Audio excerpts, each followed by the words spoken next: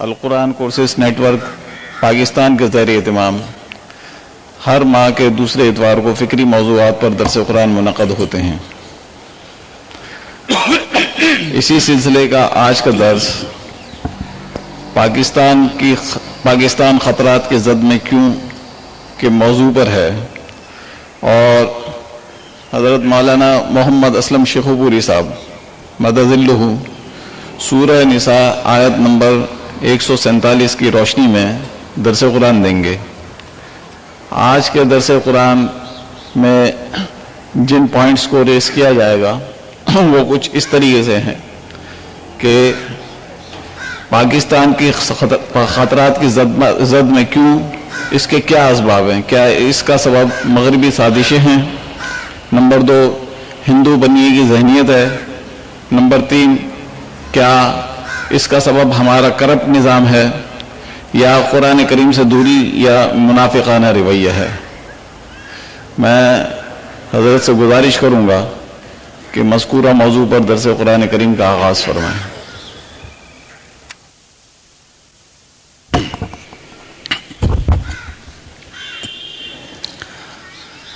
الحمد للہ وحدہ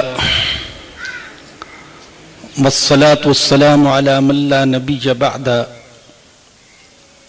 اما بعد فاعوذ باللہ من الشیطان الرجیم، بسم اللہ الرحمن الرحیم، ما يفعل اللہ بعذابکم ان شکرتم وآمنتم وکان اللہ شاکرا علیما، صدق اللہ العظیم۔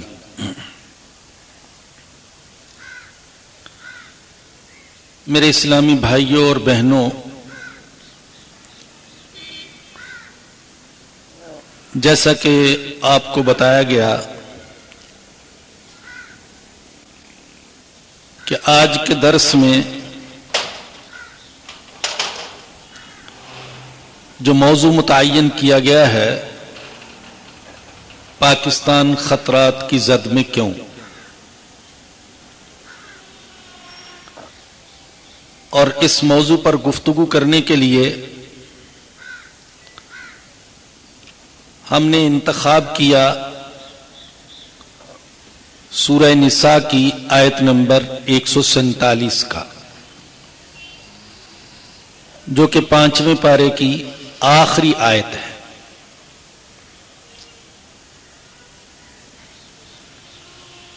قرآن کریم تو سارے کا سارا ہی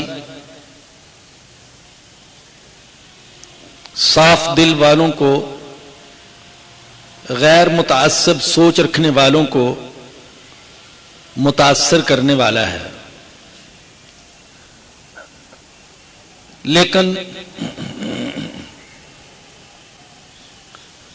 یہ آیت کریمہ ایسی ہے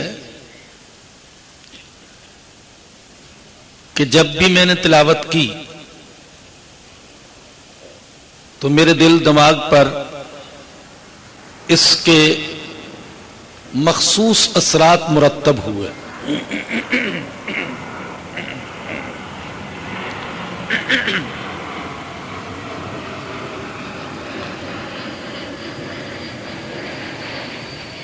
اللہ فرماتے ہیں ما یفعل اللہ بعذابکم،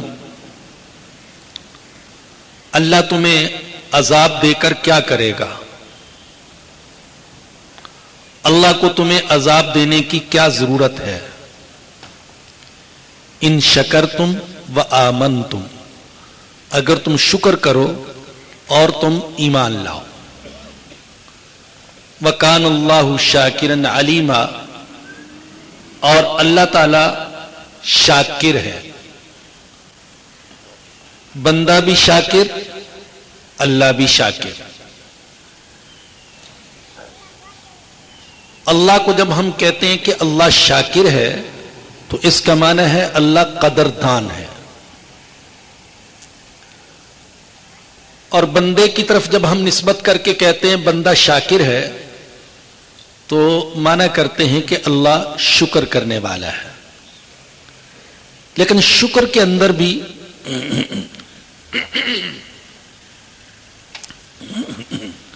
قدردانی کا پہلو پایا جاتا ہے۔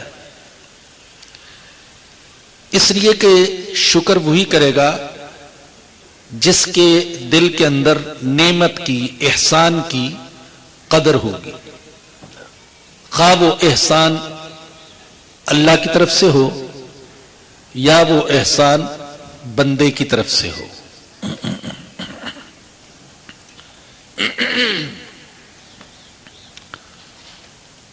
بلکہ شکر کا پہلا مرتبہ ہے ہی یہی کہ دل کے اندر اپنے منعم اور محسن کے احسان کی قدر ہو۔ یہ شکر کا پہلا مرتبہ ہے۔ تو قدردانی کا جو پہلو ہے، جو معنی ہے، یہ اللہ کو ہم شاکر کریں، اللہ کو ہم شاکر کہیں تو بھی یہ معنی اس میں ہے، اور بندے کو شاکر کہیں تو اس کے اندر بھی یہ معنی ہے۔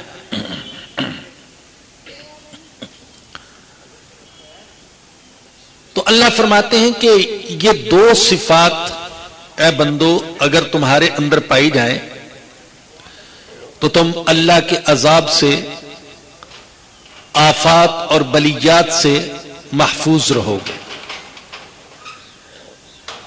پہلی صفت شکر اور دوسری صفت ایمان۔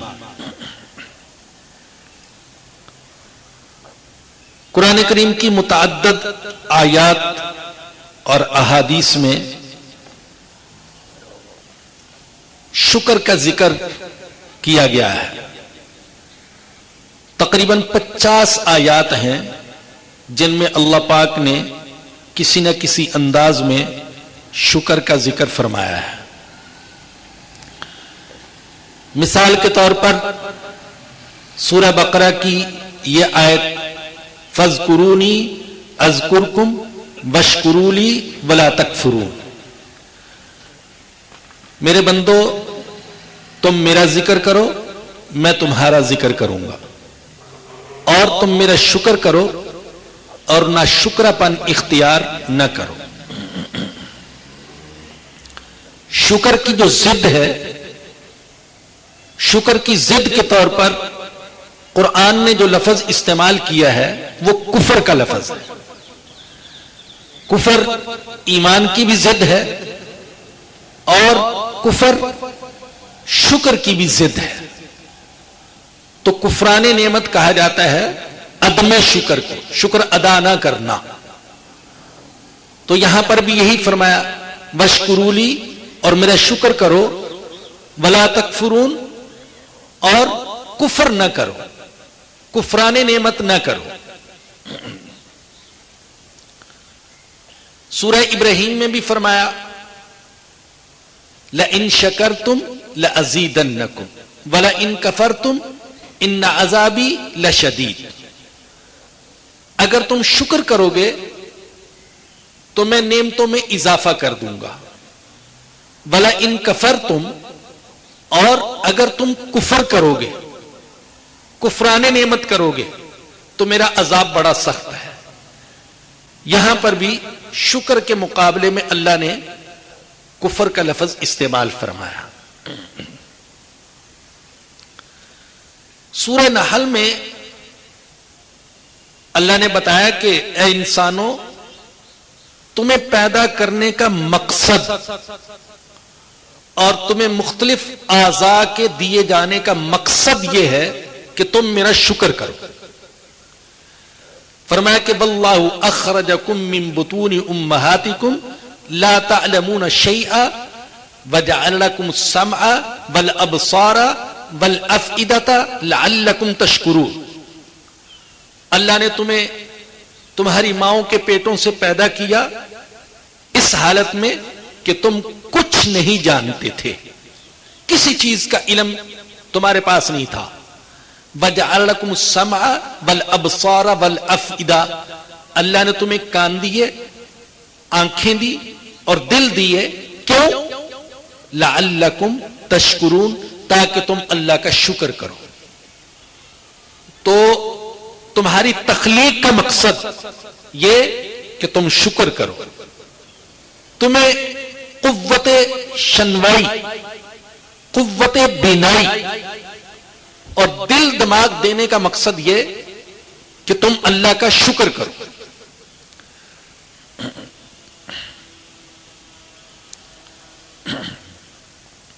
آیات کے علاوہ متعدد احادیث میں نبی اکرم صلی اللہ علیہ وسلم نے بھی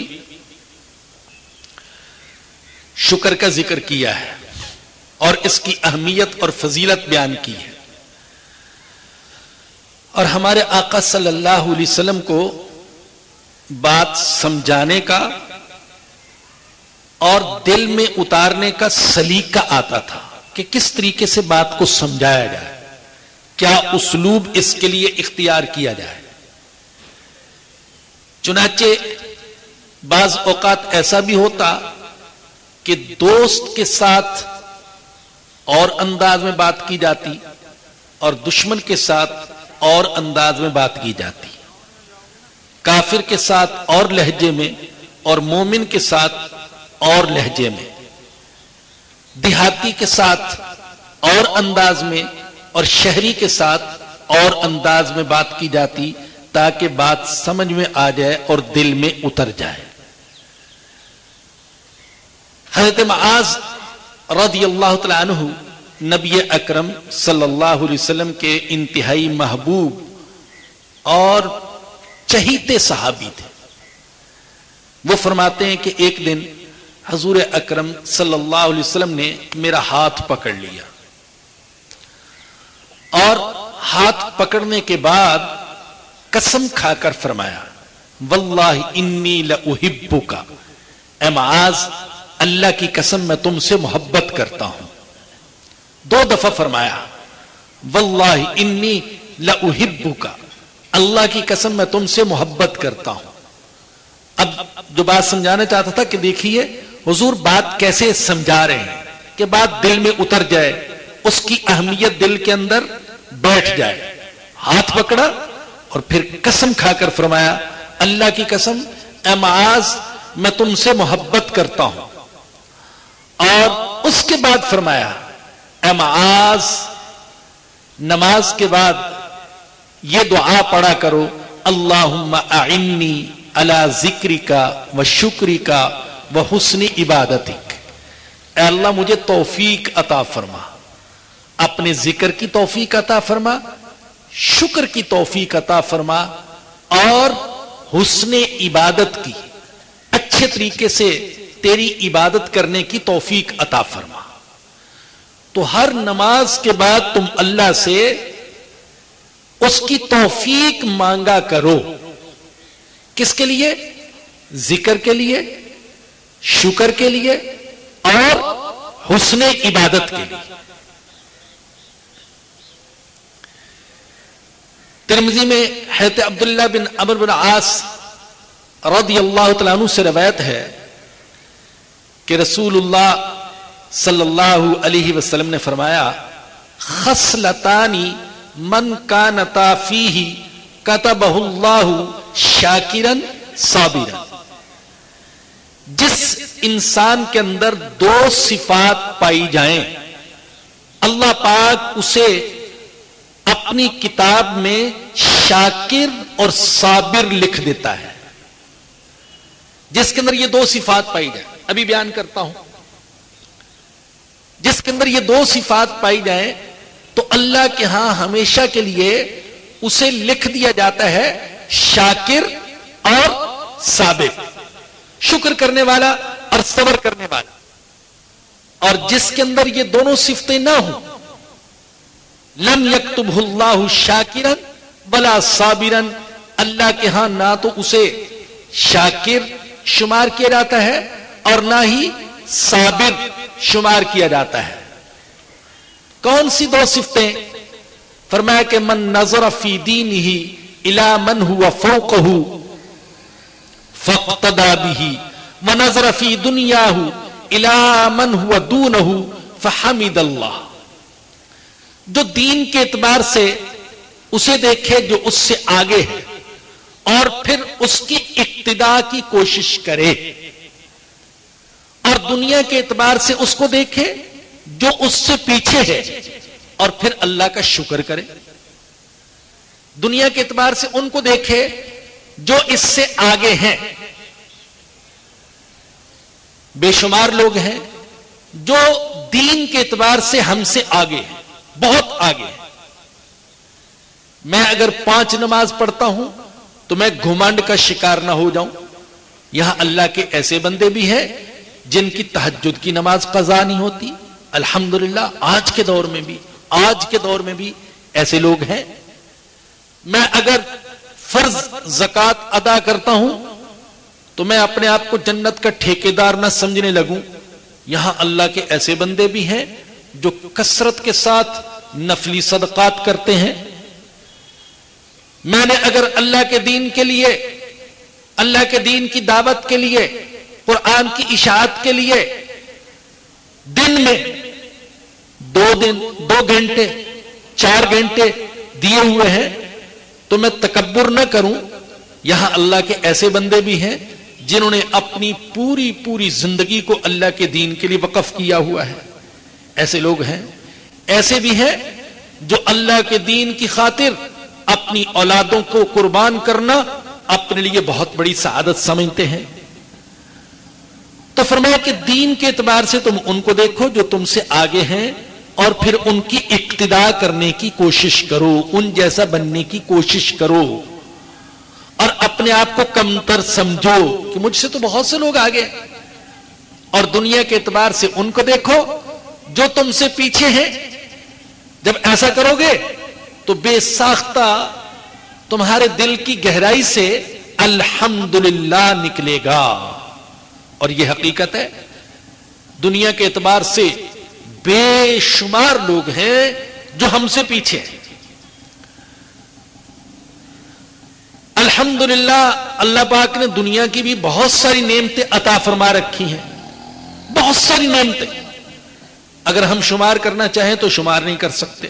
دنیا کی بہت ساری نعمتیں اللہ پاک نے مجھے عطا کر رکھی ہیں, اور دین کے اعتبار سے ہوش سنبھالنے سے پہلے سے دین میں لگے ہوئے ہیں. قرآن پڑھا, حفظ کیا, پھر مدرسوں میں پڑھا, پھر پڑھایا, پھر تفسیر بیان کی, پھر تفسیر لکھی. جو اللہ نے توفیق دی وہ کیا. حج عمروں کی بھی اللہ نے سعادت نصیب فرمائی. لیکن اس کے باوجود خدا کی قسم میں یہ سمجھتا ہوں کہ کروڑوں انسان ہیں جو دین کے اعتبار سے مجھ سے آگے ہیں, اور کروڑوں انسان ہیں جو دنیا کے اعتبار سے مجھ سے پیچھے ہیں, مجھ سے ابتر زندگی گزار رہے ہیں. تو فرمایا کہ یہ سوچ جس کی ہوگی کہ دین کے اعتبار سے آگے والوں کو دیکھے گا اور ان جیسا بننے کی کوشش کرے گا تو اللہ کے ہاں اس کو لکھ دیا جائے گا شاکر اور صابر. اور دنیا کے اعتبار سے ان کو دیکھے گا جو اس سے پیچھے ہیں تو یہ اللہ کے ہاں شمار ہو گیا شکر کرنے والا اور صبر کرنے والا. اور سارا ایمان تو اسی میں ہے, شکر میں اور صبر میں. طبیعت کے موافق حالات ہوں تو شکر, مخالف حالات ہوں تو صبر. تو بھائیوں, اس آیت کریمہ کے حوالے سے شکر کی اہمیت بیان کر رہا تھا کہ رسول اللہ صلی اللہ علیہ وسلم کیا فرماتے ہیں شکر کے حوالے سے. اور یہ بھی جان لیجئے کہ شکر کیسے ادا ہوگا. علماء نے لکھا ہے شکر کی 5 بنیادیں ہیں. ان 5 بنیادوں کا لحاظ کرے گا تب اللہ کا شکر ادا ہوگا, تب محسن کا شکر ادا ہوگا. پہلی بنیاد یہ ہے کہ جو شاکر ہے, شکر کرنے والا, وہ مشکور کے سامنے, اپنے محسن کے سامنے عاجزی اختیار کرے. اگر اسی کو آنکھیں دکھاتا ہے اور اس کے سامنے تکبر کرتا ہے تو یہ شکر کرنے والا نہیں. دوسری بنیاد یہ ہے شکر کی کہ اپنے محسن اور منعم سے محبت کرے. ویسے تو محسن سے محبت کرنا یہ انسان کی فطرت میں شامل ہے، بلکہ صرف انسان نہیں، حیوان کی فطرت میں بھی شامل ہے. احسان کے ذریعے سے انسان حیوان کو بھی غلام بنا لیتا ہے، وحشی حیوان کو غلام بنا لیتا ہے. کتے جیسا جانور جس کا نام بڑی حقارت سے لیا جاتا ہے، اور اگر کسی کو اللہ نہ کرے کوئی کتا کہہ دے تو وہ لڑنے مرنے کے لیے تیار ہو جاتا ہے، اس حقیر جانور کا حال یہ ہے کہ وہ اپنے محسن سے شدید محبت کرتا ہے، حتیٰ کہ اس کی خاطر جان دینے کے لیے تیار ہو جاتا ہے، جنگ کرنے کے لیے تیار ہو جاتا ہے، اس کے قدموں میں لوٹتا پوڑتا ہے، اس کے گھر کی چوکیداری کرتا ہے، وہ نظر آ جائے تو اس کے سامنے دم ہلاتا ہے. تو محسن سے محبت کرنا یہ فطرت میں شامل ہے.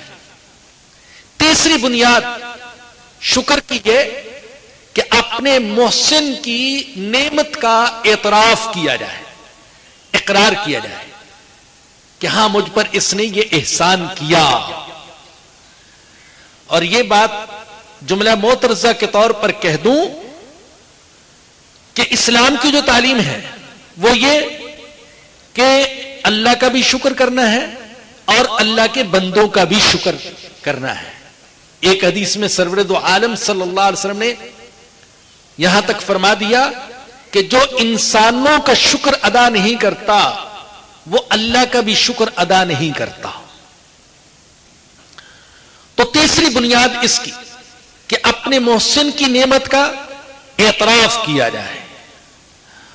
اور چوتھی بنیاد شکر کی وہ یہ کہ اس نعمت کے بدلے میں اپنے محسن کی تعریف کی جائے. اور پانچویں بنیاد شکر کی کہ محسن نے جو نعمت عطا کی ہے وہ اس کی ناراضگی کی جگہ پر استعمال نہ کی جائے. یہ 5 بنیادیں ہیں بھائی شکر کی. صرف زبان سے شکریہ کہہ دینا یہ کافی نہیں، صرف زبان سے الحمدللہ کہہ دینا یہ کافی نہیں، صرف زبان سے اللہ تیرا شکر ہے یہ کہہ دینا کافی نہیں. یہ 5 شرطیں پائی جائیں گی تو شکر کا حق ادا ہوگا. پھر سن لیجئے، پہلا یہ کہ شکر کرنے والا وہ اپنے محسن کے سامنے عاجزی اختیار کرے.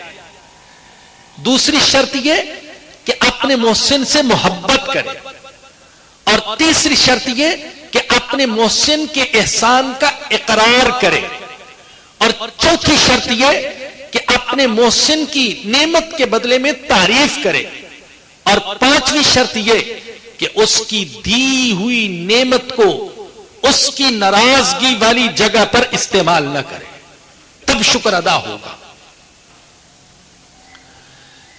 میرے بھائیوں اور میری بہنوں، ویسے تو اللہ پاک کی بے شمار نعمتیں ہیں. اگر ہم اللہ کی نعمتوں کو شمار کرنا چاہیں تو شمار نہیں کر سکتے. مادی نعمتیں بھی، روحانی نعمتیں بھی. اللہ پاک کا یہ دیا ہوا جو جسم ہے ہمارا، یہ گویا کہ اللہ کی نعمتوں کا چلتا پھرتا اشتہار ہے. اور ایک بات جان لیں، وہ یہ کہ اگر ہم زبان سے اپنے مالک کی تعریف نہ بھی کریں تو ہمارا جسم، ہمارا حال یہ تو اللہ کی تعریف کر ہی رہا ہے. جس کو کہتے ہیں نا کہ ایک زبان قال ہوتی ہے اور ایک زبان حال ہوتی ہے. ایک تو ہے قال کی زبان، منہ کی زبان، اور ایک ہے حال کی زبان. یہ پوری کائنات زبان حال سے اللہ کی تعریف کر رہی ہے. درخت بھی، پہاڑ بھی، آسمان بھی، زمین بھی، دریا بھی، سمندر بھی، یہ بادل بھی، یہ چرند پرند بھی، یہ ساری چیزیں زبان حال کی اللہ کی تعریف کر رہی ہیں. اور خود ہمارا جسم بھی، حتیٰ کہ کافر کا جسم، مشرک کا جسم، ابو جہل کا جسم، ابو لہب کا جسم، وہ بھی زبان حال سے اللہ کی تعریف کر رہا ہے کہ وہ مالک کتنا عظیم ہے جس نے ایسا خوبصورت جسم بنایا ہے. فتبارک اللہ احسن الخالقین. انسان کے حسن کی اور اس کی قد و قامت کی خوبصورتی کی تو اللہ نے قسمیں کھائی ہیں. والتین والزیتون وطور سینین وہذا البلد الامین لقد خلقنا الانسان فی احسن تقویم. تو زبان حال سے ہمارا جسم، ہمارے جسم کی بناوٹ، ہماری آنکھیں، ہمارے کان، ہماری زبان، ہماری ناک، ہمارا ماتھا، ہمارا رخسار، ہمارا سر کے اندر دماغ، یہ بال، یہ ہاتھ، یہ ہاتھوں کے حرکت کرنے کی صلاحیت، یہ انگلیاں، یہ پاؤں، یہ ٹانگیں، یہ زندگی، یہ چلتی ہوئی آتی جاتی سانس، یہ اللہ کی تعریف کر رہی ہے، اس لیے کہ اللہ کی نعمتیں بے شمار. تو یہ انسان کا جسم اللہ کی نعمتوں کا چلتا پھرتا اشتہار. پھر ہمارے پاس سر چھپانے کے لیے مکان، اللہ کی نعمت، دو وقت رزق حلال پیٹ بھر کر میسر آ جانا، اللہ کی نعمت. یہ تن ڈھانپنے کے لیے لباس، اللہ پاک کی نعمت. یہ اولاد جس کو دیکھ کر آنکھیں ٹھنڈی ہوتی ہیں، یہ اللہ کی نعمت. یہ والدین جن کا ہمارے سر پر سایہ، یہ اللہ کی نعمت. یہ رشتے، یہ ناتے، یہ ماموں، یہ چچا، یہ خالہ، یہ پھوپھی، یہ رشتے، یہ اللہ پاک کی نعمت. اور پھر یہ رکوع، یہ سجدہ، یہ ایمان، یہ دین، یہ اسلام، یہ قرآن، یہ رسول اللہ صلی اللہ علیہ وسلم کی غلامی کا شرف، یہ مکہ، یہ مدینہ، یہ روضہ رسول، یہ کعبہ، یہ اللہ پاک کی نعمتیں. یہ تو سب اللہ پاک کی نعمتیں ہیں. لیکن ہم پاکستان کے اعتبار سے بات کرتے ہیں تو پاکستان کی صورت میں بھی اللہ پاک نے ہمیں بہت بڑی نعمت عطا فرمائی.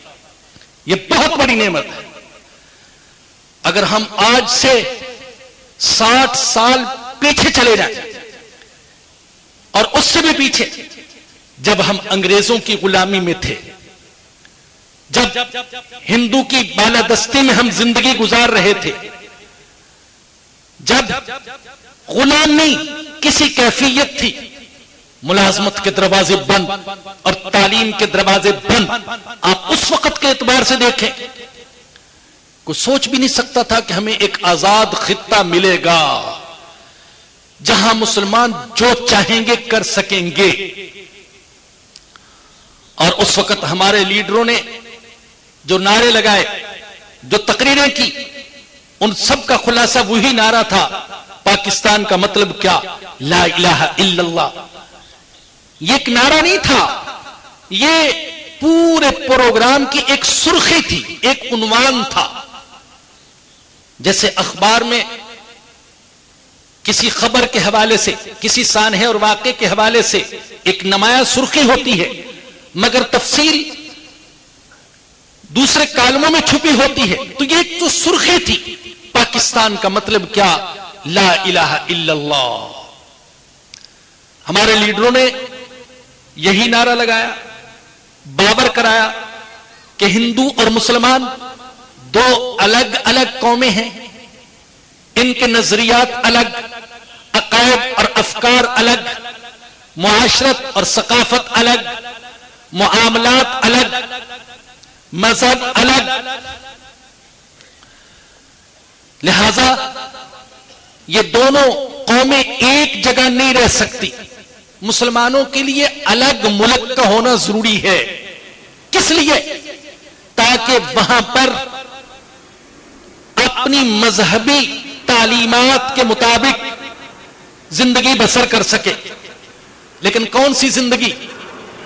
کیا ہم آزاد خطہ اس لیے چاہتے تھے کہ ہم اسلام کے مطابق نکاح کر سکیں، اسلام کے مطابق طلاق دے سکیں، اسلام کے مطابق نماز پڑھ سکیں، اسلام کے مطابق روزے رکھ سکیں، اسلام کے مطابق قرآن پڑھ سکیں، اسلام کے مطابق قرآن پڑھا سکے, اسلام کے مطابق صدقہ خیرات دے سکے؟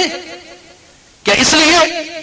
خدا کی قسم صرف یہ مقصد پیش نظر نہیں رکھا گیا تھا. اگر صرف یہی مقصد تھا تو آج بھی ہندوستان میں جو کروڑوں مسلمان بستے ہیں ان میں سے بہت سارے ایسے ہیں جو ہم سے زیادہ اسلامی تعلیمات پر کاربند ہیں, ہم سے کہیں زیادہ. وہ نکاح کرتے ہیں اسلامی تعلیمات کے مطابق, طلاق دیتے ہیں اسلامی تعلیمات کے مطابق, وہ صدقہ خیرات کرتے ہیں اسلامی تعلیمات کے مطابق, وہ روزے رکھتے ہیں اسلامی تعلیمات کے مطابق.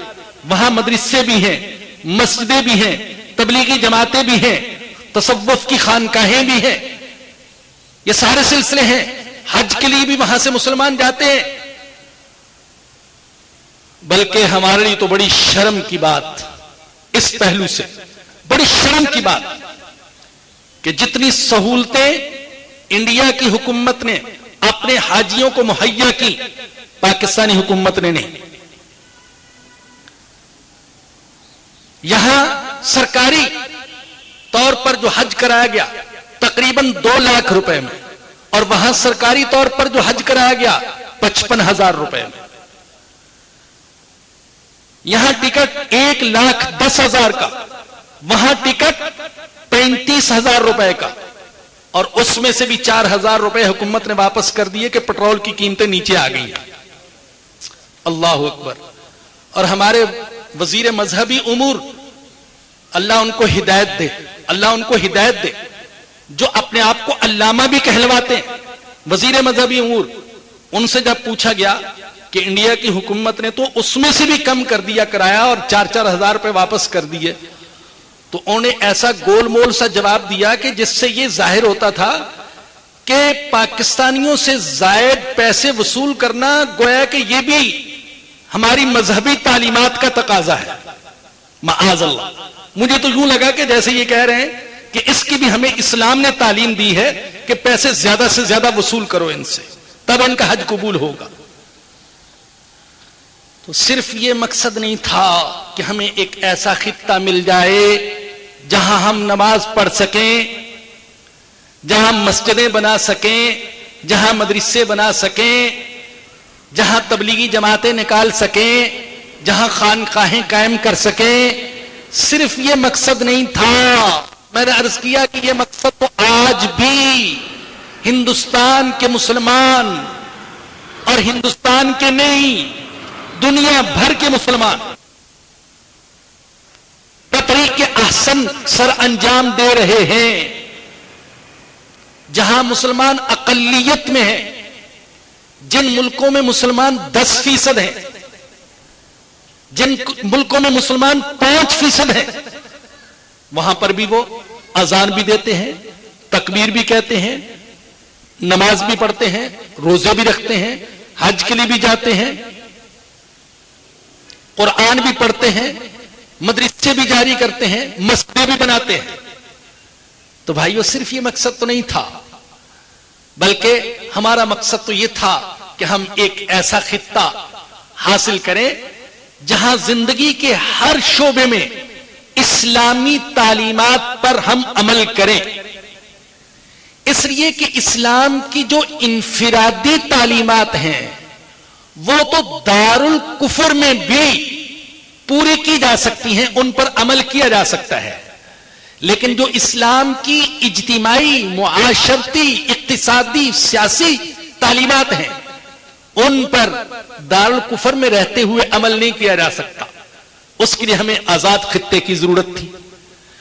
تو اللہ پاک نے بہت بڑا کرم کیا, بڑا احسان کیا کہ ہمیں پاکستان کی صورت میں ایک آزاد ملک دے دیا.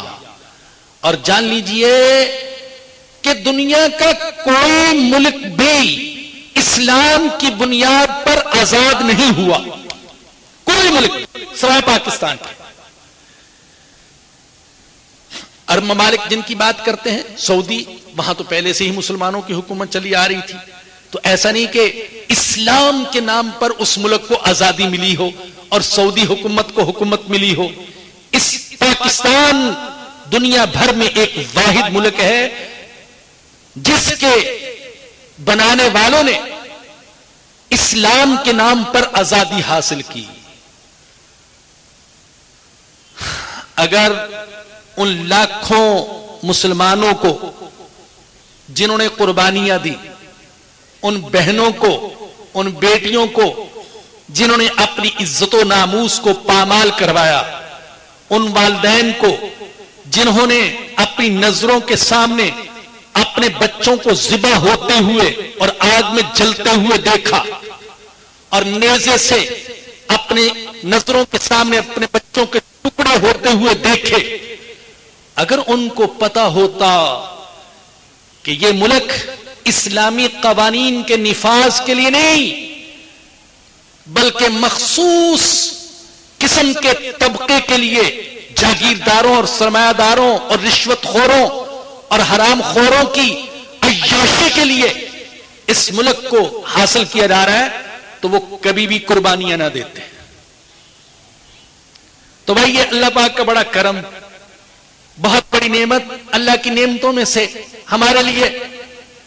پھر اللہ پاک نے یہ ملک ایسا دیا ہمیں، ایسا خطہ کہ ہر اعتبار سے منفرد، ہر اعتبار سے منفرد، محل وقوع کے اعتبار سے، موسموں کے اعتبار سے، جغرافیے کے اعتبار سے، ہر اعتبار سے. دنیا میں ایسے ملک بھی ہیں جہاں سردی ہی سردی ہوتی ہے، گرمی نہیں ہوتی. ایسے بھی ہیں جہاں گرمی گرمی، سردی نہیں ہے. لیکن اس ملک کے اندر چاروں موسم، سردی کا موسم بھی، گرمی کا موسم بھی، بہار کا بھی، خزاں کا بھی. ایسے ملک بھی ہیں دنیا میں جہاں کبھی بارش برستی نہیں الا ماشاءاللہ، اور ایسے بھی ہیں جہاں پورا سال بارش برستی رہتی ہے، دھوپ کو لوگ ترس جاتے ہیں. لیکن یہاں خشکی کا موسم بھی آتا ہے، بارش کا موسم بھی آتا ہے، دھوپ بھی ہمیں میسر آتی ہے. یہاں پہاڑ بھی ہیں، میدان بھی ہیں، ساحل بھی ہیں، ہر قسم کے پھل یہاں پیدا ہوتے ہیں، ہر قسم کا غلہ یہاں پیدا ہوتا ہے. اللہ پاک نے جن حضرات و خواتین کو حرمین شریفین کے سفر کی سعادت نصیب فرمائی حج کی صورت میں یا عمرے کی صورت میں، وہ جانتے ہیں کہ حرمین شریفین میں دنیا بھر کے پھل ہوتے ہیں، دنیا بھر کے پھل، بڑے زرخیز ملکوں کے پھل، امریکہ کے، افریقہ کے اور شام کے، فلسطین کے، ہر جگہ کے پھل وہاں پر دستیاب. لیکن پتہ نہیں کہ ہم کچھ پاکستان کے تعصب کا شکار ہیں یا حقیقت ہے. اللہ جانتا ہے کہ پاکستان کے پھل کی لذت سارے ملکوں کے پھلوں کے مقابلے میں کچھ اور ہی ہوتی ہے. یہاں کا کیلا بھی منفرد، یہاں کے سیب بھی منفرد، یہاں کے آم منفرد، یہاں کے امرود منفرد، یہاں کے انگور منفرد. پھر یہاں کا چاول وہ دنیا بھر میں ممتاز. تو ہر اعتبار سے اللہ پاک نے اس ملک کو نوازا، ہر طرح کی نعمتیں عطا فرمائی. اور جیسا کہ پہلے بھی غالباً ایک دفعہ عرض کیا تھا کہ کہا گیا کہ یہ پاکستان حقیقت میں سورہ رحمان کی ایک عملی تفسیر ہے. ایسا معلوم ہوتا ہے کہ اللہ پاک نے پاکستان والوں سے یہ سوال کیا ہے، فَبِأَيِّ آلَاءِ رَبِّكُمَا تُكَذِّبَانِ، تم اپنے رب کی کون کون سی نعمت کو جھٹلاؤ گے؟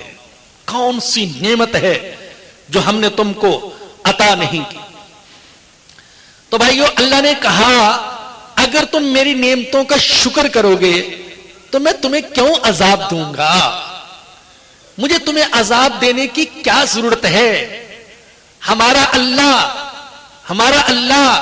معاذ اللہ ان دیوتاؤں جیسا نہیں جو اپنے ماننے والوں کو تکلیف میں دیکھ کر خوش ہوتے ہیں، اور جن کے ماننے والے اپنے دیوتاؤں کو خوش کرنے کے لیے اپنے آپ کو ناقابل برداشت سزا دیتے ہیں کہ ہمارے دیوتا خوش ہوں گے.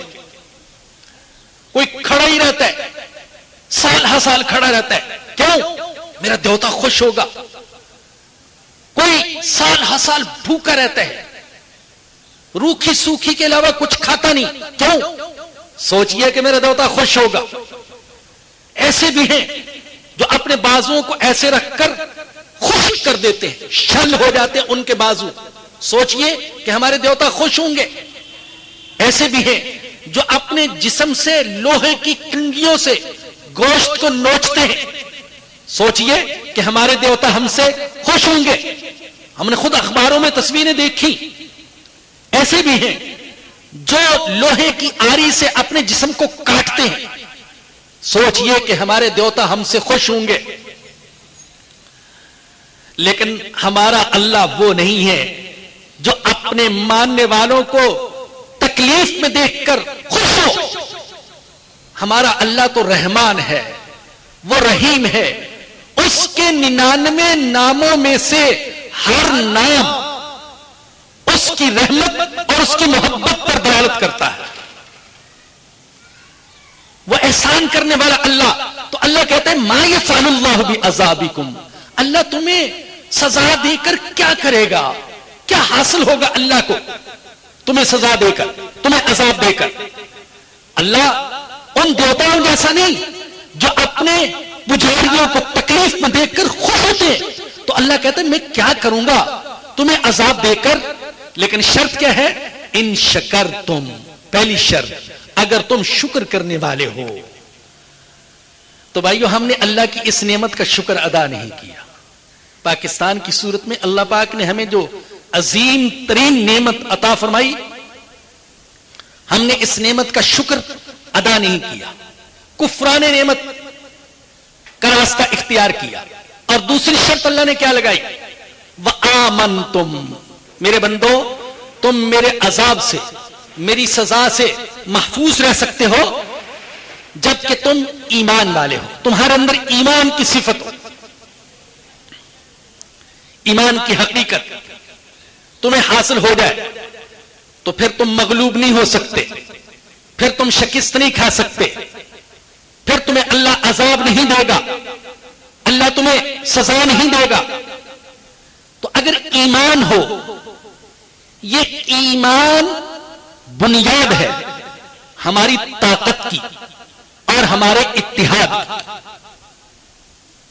وسائل اپنی جگہ, اسلحہ اپنی جگہ, فوج اپنی جگہ, ایٹم بم اپنی جگہ, لیکن ہم مسلمان ہیں.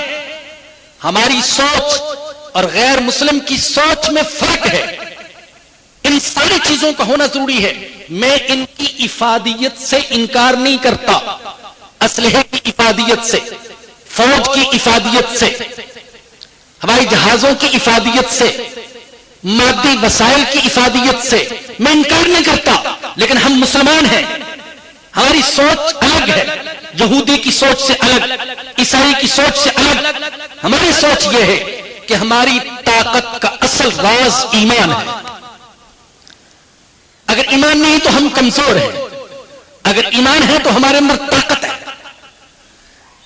سیدنا عمر بن خطاب رضی اللہ تعالیٰ عنہ نے ایک موقع پر فرمایا تھا, جب بعض لوگوں نے ان سے کہا کہ حضرت آپ قیمتی لباس پہن لیں, اس لیے کہ یہاں کے رہنے والے سادہ لباس میں آپ کو دیکھ کر آپ کو حقارت کی نظر سے دیکھیں گے. اللہ اکبر. تو سیدنا عمر بن خطاب رضی اللہ تعالیٰ عنہ نے جو فرمایا تھا آج ہمیں کہنا چاہیے. فرمایا تھا اے مسلمانوں, ہم عرب دنیا کی سب سے ذلیل قوم تھے. ہم دنیا کی سب سے ذلیل قوم تھے, ایسے ذلیل کہ یہ رومی اور ایرانی ہم سے گفتگو کرنا اپنی توہین سمجھتے تھے کہ یہ جاہل, یہ بدو, یہ چرواہے, یہ ڈاکو اور یہ لٹیرے, کہ ہم ان سے بات کریں. غیر مہذب لوگ, اپنے آپ کو مہذب سمجھنے والے, عرب سے گفتگو کرنا اپنی توہین سمجھتے تھے. تو لوگوں, ہم دنیا کی سب سے ذلیل قوم تھے. اللہ نے ہمیں عزت دی لا الہ الا اللہ کی وجہ سے، کسی اور وجہ سے نہیں۔ صحابہ کو جو عزت ملی، قرون اولا کے مسلمانوں کو جو عزت ملی، اللہ کی قسم اونٹوں کی قطاروں کی وجہ سے نہیں، اور گھوڑوں کے لشکر کی وجہ سے نہیں، اور چمکتی تلواروں کی وجہ سے نہیں، اور سونے چاندی کے انبار کی وجہ سے نہیں، اور اسلحے کی فراوانی کی وجہ سے نہیں۔ ان کو جو عزت ملی وہ لا الہ الا اللہ کی بنیاد پر عزت ملی۔ تو فرمایا کہ ہمیں اللہ نے عزت دی لا الہ الا اللہ کی بنیاد پر۔ اگر ہم نے لا الہ الا اللہ کو چھوڑ کر، ایمان کو چھوڑ کر کسی اور چیز میں عزت تلاش کرنا چاہیں تو ہم دوبارہ ذلیل ہو جائیں گے۔ ہم تو اپنے حوالے سے کہتے ہیں ہم ذلیل لوگ تھے، اللہ نے ایمان کی بنیاد پر، اسلام کی بنیاد پر ہمیں عزت دی ہے۔ ہماری طاقت کا راز اسلام ہے، ایمان کمزور ہوگا تو ہم کمزور ہو جائیں گے، ایمان کا اثر پڑے گا ہر شعبے پر۔ تو ہماری طاقت کا راز بھی ایمان، ہمارے اتحاد کا راز اور اتحاد کی بنیاد بھی ایمان ہے۔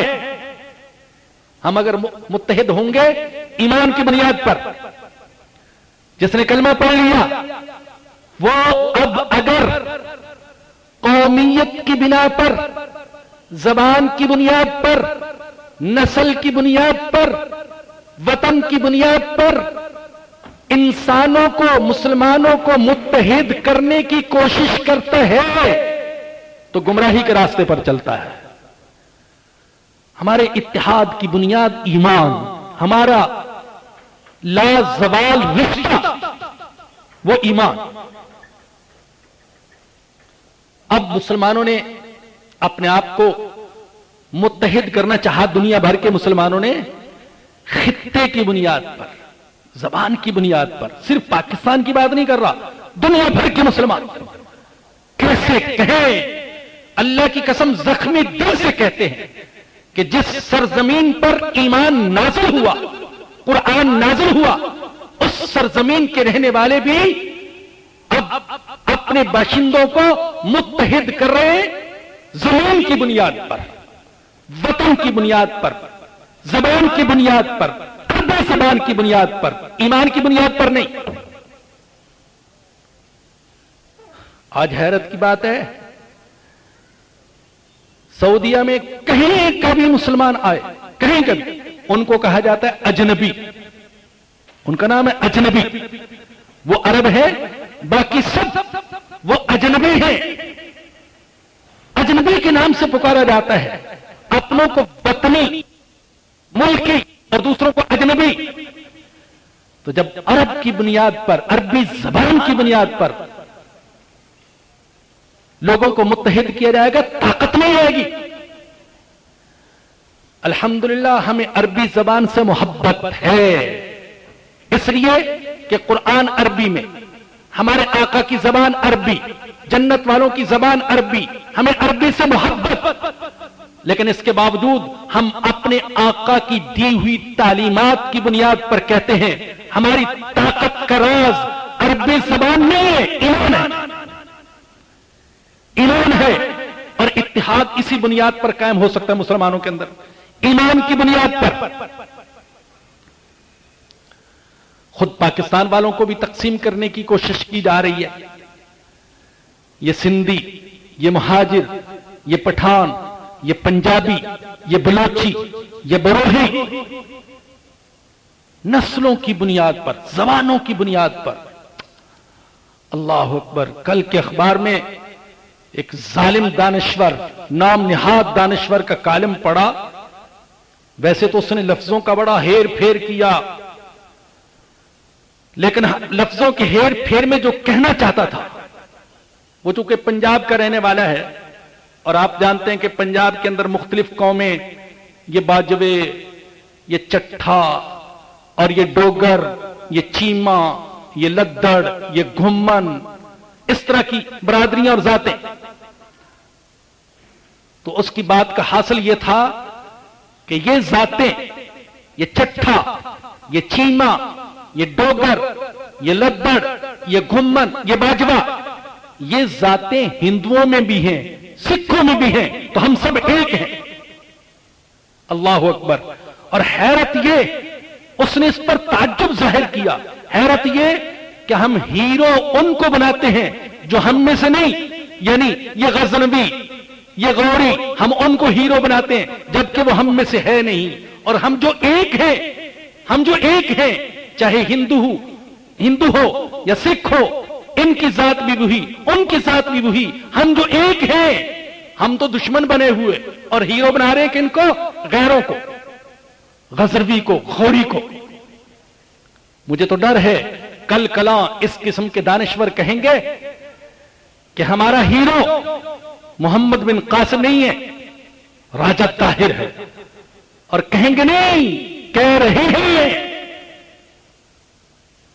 اندیشہ یہ ہے کہیں یہ ظالم یہ کہنے نہ لگے کہ ہمارے ہیرو محمد الرسول اللہ نہیں ہے صلی اللہ علیہ وسلم، ابو جہل ہے، فرعون ہے، کہیں ان سے نہ اپنے رشتے ناطے قائم کر لے۔ تو ہم نے وہ جو اتحاد کی بنیاد تھی، ایمان، اس بنیاد کو ہم نے کمزور کر دیا۔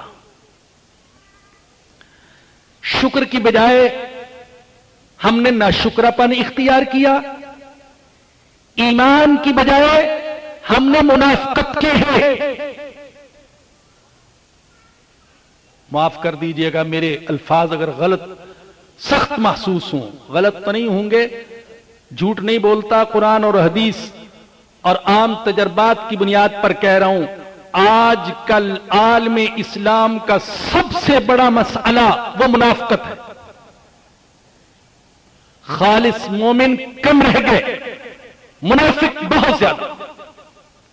منافقت کی انتہا، قول اور عمل کا تضاد، کہتے کچھ ہیں کرتے کچھ ہیں، اسلام کے نعرے بھی لگاتے ہیں، اسلام کا مذاق بھی اڑاتے ہیں، حرام کاروبار بھی کرتے ہیں، سود کھاتے بھی ہیں، کھلاتے بھی ہیں، اللہ سے بغاوت کرتے ہیں، قدم قدم پر جھوٹ بولتے ہیں، قدم قدم پر جھوٹ، خیانت کرتے ہیں، وعدہ خلافی کرتے ہیں، منافقوں والی ساری نشانی۔ اور عرض کروں کہ یہ جو جن کو ہم کافر کہتے ہیں نا، جو مشرک ہیں، کافر ہیں، پہلے ان کو ہماری منافقت کا علم نہیں تھا، اب ان کو بھی پتا چل گیا کہ یہ منافق ہے، اب ان کو بھی پتا چل گیا۔ وہ ڈرتے رہے کہ یہ مومن ہیں، یہ ایمان والے ہیں، بڑے جرأت والے ہوتے ہیں، بڑے بہادر ہیں، یہ ساری دنیا کے مسلمان ایک ہیں، یہ ایمان کی بنیاد پر متحد ہیں، یہ کالے اور گورے میں فرق نہیں کرتے، یہ عربی اور اجمی میں فرق نہیں کرتے، یہ امیر اور غریب اور چھوٹے اور بڑے میں فرق نہیں کرتے، یہ سارے ایک ہیں۔ ایک پر گولی چلے گی، دوسرا اپنے سینے میں اس کا درد محسوس کرے گا۔ وہ ہمیں ایک سمجھتے رہے، وہ ہمیں مومن سمجھتے رہے، لیکن اب ان کو بھی پتا چل گیا کہ یہ مومن نہیں ہے، منافق ہے۔ ہر جگہ منافقت کا رویہ۔ جو سوال اٹھایا گیا کہ پاکستان خطرات کی زد میں کیوں، اور متعین کیا گیا کہ اس آیت کریمہ کی روشنی میں گفتگو کی جائے، سورہ نساء کی آیت نمبر 147، 5ویں پارے کی آخری آیت، ما یفعل اللہ بعذابکم ان شکرتم وآمنتم وکان اللہ شاکرا علیما۔ تو جو مجھ ناچیز کم علم کی سوچ ہے وہ یہ کہ ان دو چیزوں میں، اس آیت کریمہ میں اللہ نے دو صفتیں بیان فرمائی تھی کہ تم میری سزا سے محفوظ رہ سکتے ہو جب دو صفتیں ہوں تمہارے اندر، شکر کی صفت، ایمان کی صفت۔ آج شکر بھی نہیں ہے، ایمان بھی نہیں ہے۔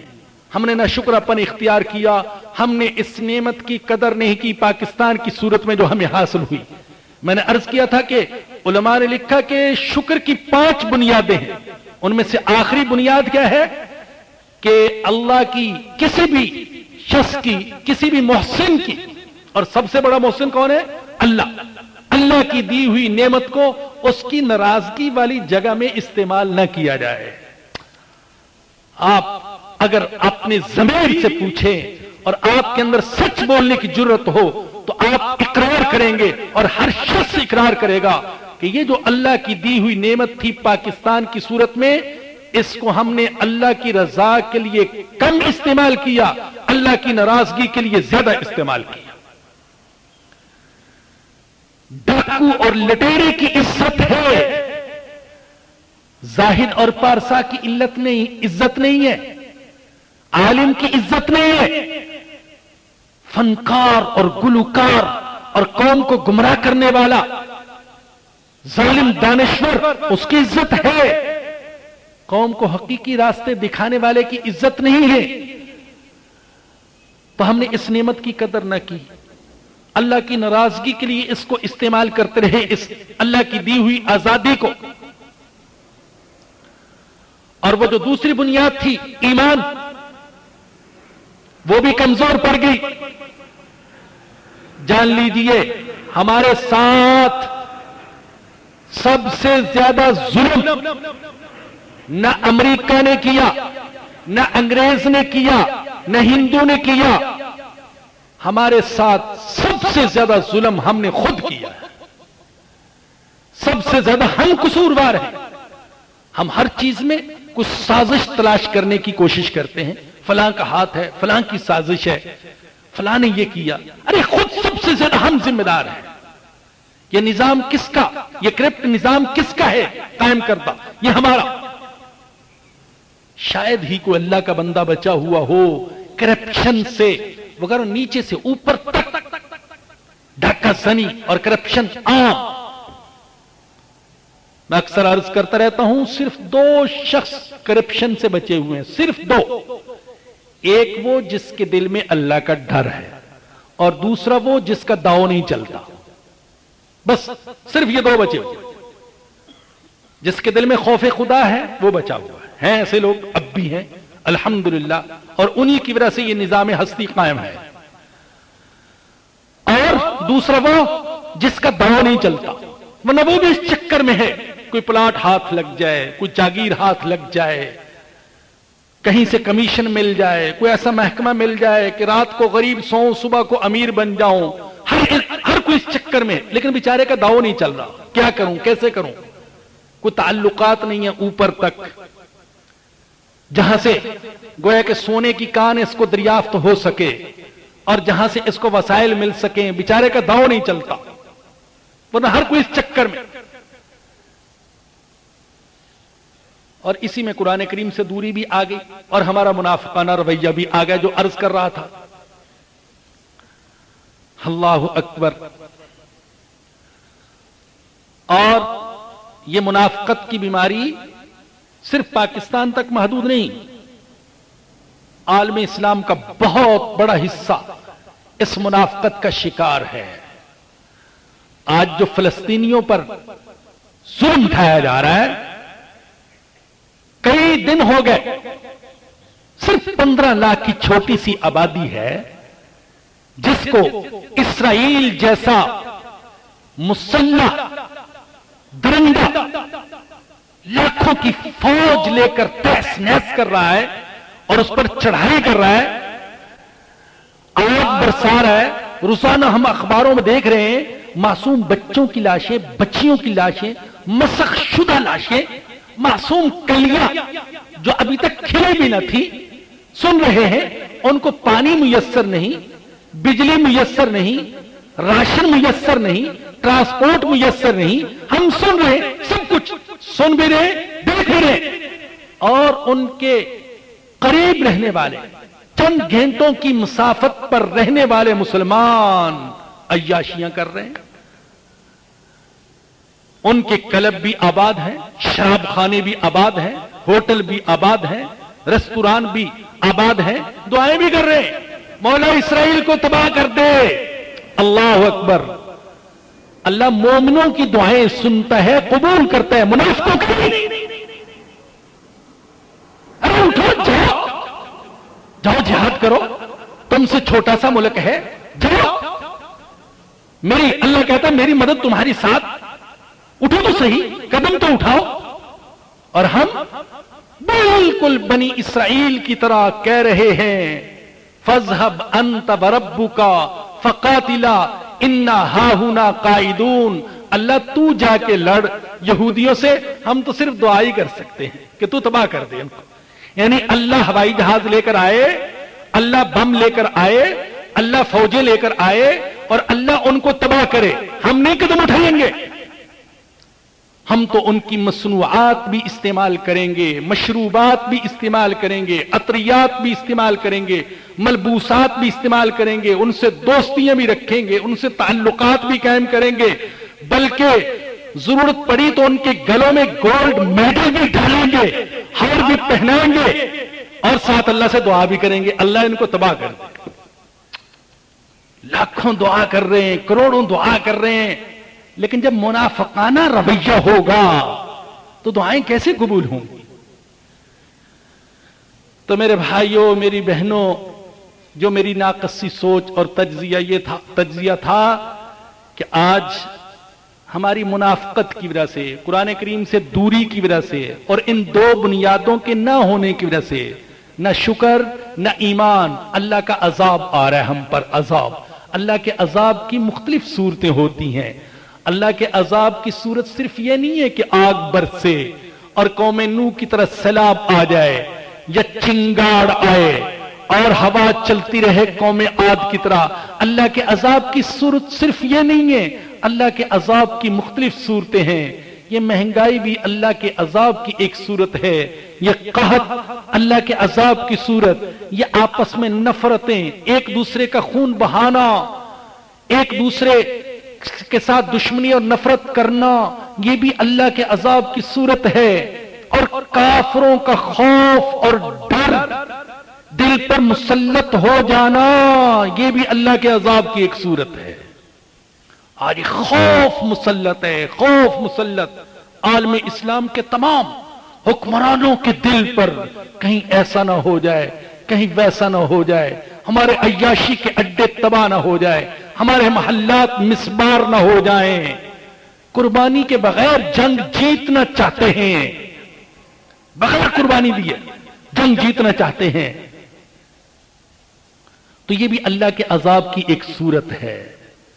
تو اللہ نے فرمایا ما یفعل اللہ بعذابکم، اللہ تمہیں کیا کرے گا عذاب دے کر، اگر تم شکر کرو اور ایمان لاؤ۔ لیکن اگر شکر نہیں کرو گے اور ایمان کی بنیاد بھی کمزور ہو جائے گی تو اللہ کا عذاب مختلف صورتوں میں تم پر نازل ہو سکتا ہے، جس کی ایک صورت یہ بھی ہے کہ دشمن کا خوف تمہارے دلوں پر قائم ہو جائے، مسلط ہو جائے، اور تمہیں ہر وقت دھڑکا لگا رہے، پتہ نہیں ہمیں زندہ رہنے دیا بھی جائے گا یا نہیں، پتہ نہیں ہمارا ملک قائم بھی رہے گا یا نہیں، کل کو پاکستان ہوگا یا نہیں۔ یہ خوف، یہ ڈر، یہ بھی اللہ کے عذاب کی ایک صورت ہے۔ اللہ پاک مجھے اور آپ سب کو شکر کرنے والا بنائے، ایمان والا بنائے، اور اللہ ہمیں اپنا خوف عطا فرمائے اور غیروں کا خوف ہمارے دل سے نکال دے۔ وآخر دعوانا ان الحمد للہ رب العالمین۔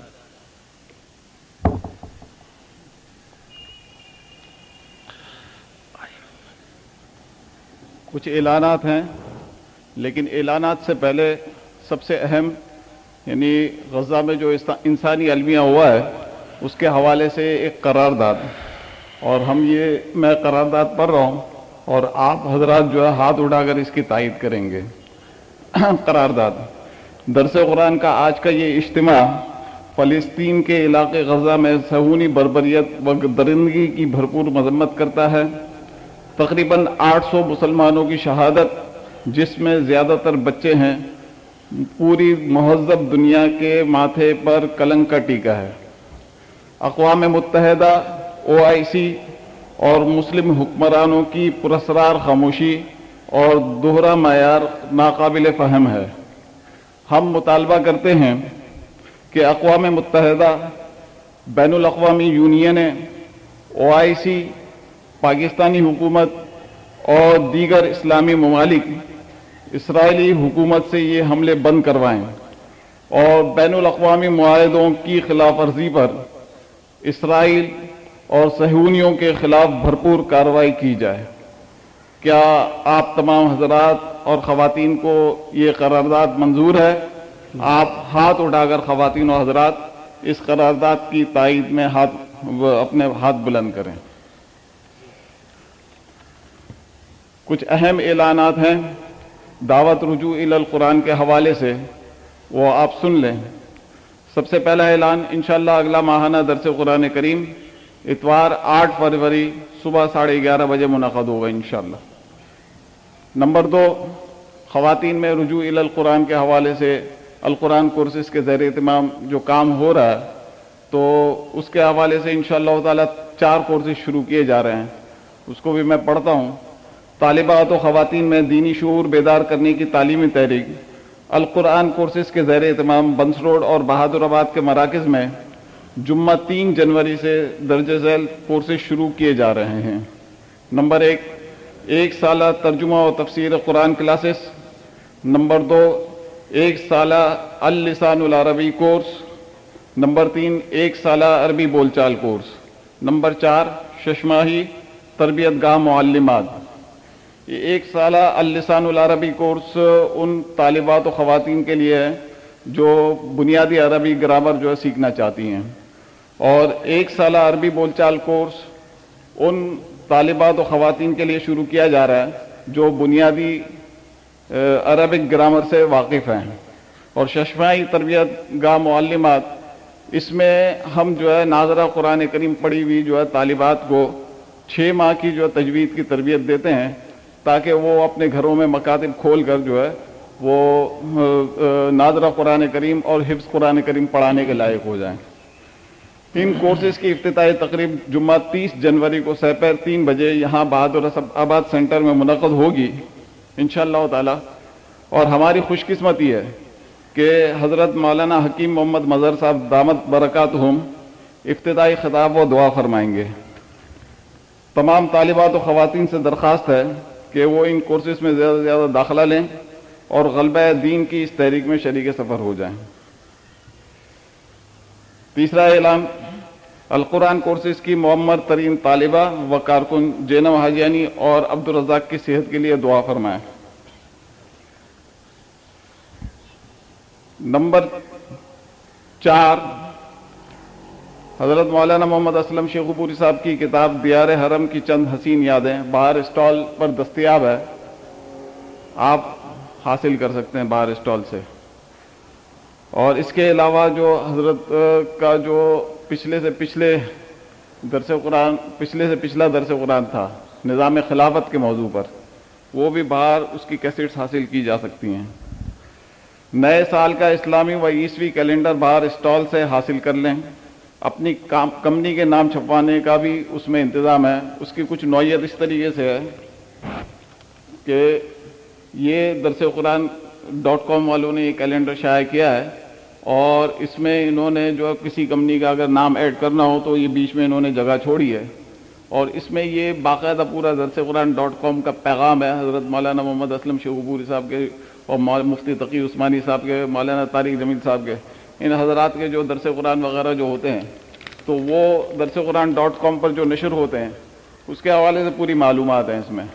تو یہ نہ صرف کیلنڈر ہوگا بلکہ یہ دعوت اللہ اور دعوت رجوع الی القرآن کے حوالے سے بھی یہ ایک پیغام ہوگا ہماری طرف سے۔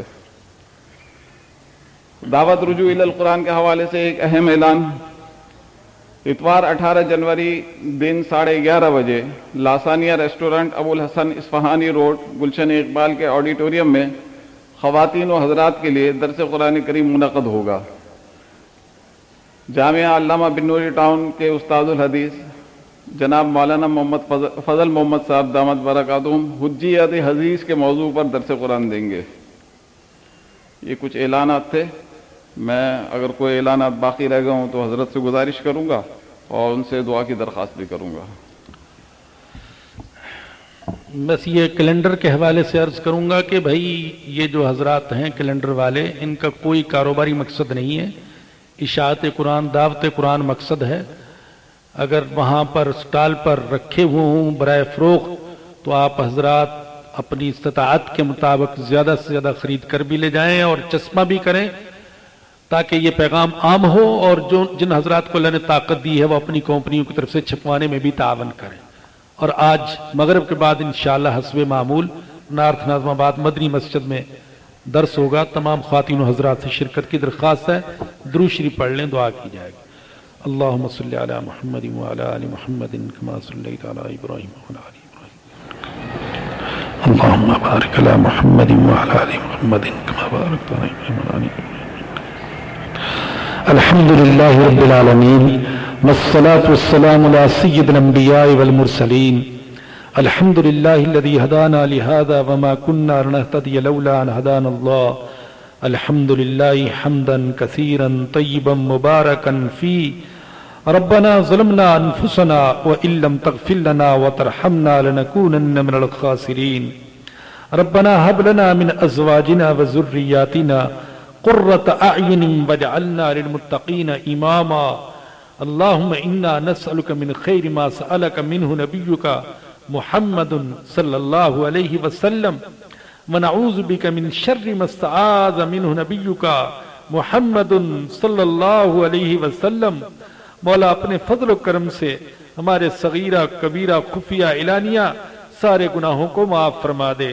تو رحمان ہے، تو رحیم ہے، تو غفار ہے، تو غفور ہے، تو عفو ہے، تو غافر ہے، تو تواب ہے۔ مولا تو معاف کرنے کو پسند کرتا ہے اور تجھ سے زیادہ معاف کرنے والا کوئی ہے نہیں، اور مولا ہم تیرے ہی مجرم ہیں، تجھ ہی سے معافی کے طلبگار ہیں۔ مولا ہمیں معاف فرما دے۔ مولا منافقت کی ہر نشانی سے ہمیں بچا لے، ہمیں پاک فرما دے۔ مولا پکا مومن بنا دے، مولا سچا مسلمان بنا دے، ظاہر اور باطن کا مسلمان بنا دے۔ مولا تو کریم ہے، رحیم ہے، فضل فرمانا، کرم فرمانا، ہمیں اور ہمارے اہل و عیال کو مولا ہر فتنے سے بچانا، ہر گمراہی سے بچانا، مولا تجھے ناراض کرنے والے اعمال سے بچانا۔ مولا ہم سب غریب ہیں، فقیر ہیں، غنی تیرے سوا کوئی نہیں۔ مولا یا غنی ہم فقیروں کی ضروریات باعزت طریقے سے پوری فرما دے۔ مولا ہم سب بیمار ہیں، مولا ہمیں ہمارے متعلقین کو جسمانی اور روحانی ساری بیماریوں سے شفا عطا فرما دے۔ مولا مرحومین کی مغفرت فرما، ان کے گناہوں کو معاف فرما، نیکیوں کو قبول فرما۔ مولا اس ملک کی حفاظت فرما، اس شہر کی حفاظت فرما۔ مولا حاسدین کے حسد سے، مفسدین کے فساد سے، یا اللہ یہود و نصارہ کی سازشوں سے مولا اس ملک کی، اس شہر کی حفاظت فرما، اپنے فضل و کرم سے حفاظت فرما۔ مولا فلسطین کے مسلمانوں کے حال پر رحم فرما۔ مولا تو جانتا ہے ہم مجبور ہیں، مولا ہم مجبور ہیں، مولا ہم مجبور ہیں، تو ہماری مجبوریوں کو جانتا ہے، ورنہ مولا دل میں جذبہ رکھتے ہیں اپنے ان بھائیوں اور بہنوں کے لیے ہم اپنی جانیں قربان کر دیتے۔ مولا ہمارے پاس وہ راستے نہیں، وہ وسائل نہیں، مولا ہمیں وہ حکمران میسر نہیں، عالم اسلام کو وہ قیادت میسر نہیں، مولا جو یہود کو مزہ چکھا سکے۔ مولا ہم مجبوروں کی مجبوری کو معاف فرما دے، مولا ہمارے عذر کو قبول فرما لے۔ مولا ہمارے ان بھائیوں بہنوں بیٹوں اور بیٹیوں پر رحم فرما، مولا کرم فرما، مولا رحم فرما۔ مولا جو شہید ہو چکے ان کے درجات بلند فرما، مولا جو زندہ ہیں ان کو یہود کے ظلم سے نجات دلا۔ مولا ہمارے حکمرانوں کو، عالم اسلام کی قیادت کو غیرت اور حمیت عطا فرما۔ مولا ان کو غیرت اور حمیت عطا فرما، اخوت کے جذبے کا احساس عطا فرما۔ مولا ان کے دل میں ان مظلوموں کا درد پیدا فرما۔ مولا ایسا درد ان کے دل میں پیدا فرما کہ یہ سو نہ سکے۔ مولا ان پر آرام کو حرام کر دے۔ مولا ان کے دل میں درد پیدا فرما دے۔ مولا زخمیوں کا درد، مظلوموں کا درد، بھوکوں پیاسوں کا درد مولا ان کے دلوں میں پیدا فرما دے مولا، مولا کرم کر دے مولا، رحم فرما دے مولا، معاف فرما دے مولا، ہم سب کو شکر کرنے والے بنا دے، ایمان والے بنا دے، پوری امت کو ہدایت دے دے مولا، مولا پوری امت کو متحد فرما دے مولا، مولا کی صورت پیدا فرما دے مولا، مولا ذلت کے عذاب سے نجات دے دے مولا، مولا تو نجات دے دے مولا، کو نجات کی صورتیں نکال دے مولا، مولا تو ہم کو ذلت سے نجات دے دے عالم اسلام کو، اور مولا عزت کے راستے پر چلا دے عالم اسلام کو، مولا عزت رفتہ کو بحال فرما دے، یا رب کرم فرما دے، رحم فرما دے، معاف فرما دے مولا، جو کچھ مانگا وہ بھی عطا فرما، جو نہ مانگ سکے اور ہمارے دین اور دنیا کے لیے بہتر ہے وہ بھی عطا فرما، یا اللہ آج کے مجمع میں جتنے بھی حاضرین اور حاضرات ہیں سب کی نیک تمناؤں اور جائز ضروریات کو اپنے فضل و کرم سے پورا فرما دے۔ ربنا آتنا فی الدنیا حسنۃ وفی الآخرۃ حسنۃ وقنا عذاب النار، ربنا تقبل منا انک انت السمیع العلیم وتب علینا انک انت التواب الرحیم، صلی اللہ تعالی علی رسولہ وخیر خلقہ سیدنا و مولانا محمد وآلہ وصحبہ واہل بیتہ اجمعین، آمین برحمتک یا ارحم الراحمین۔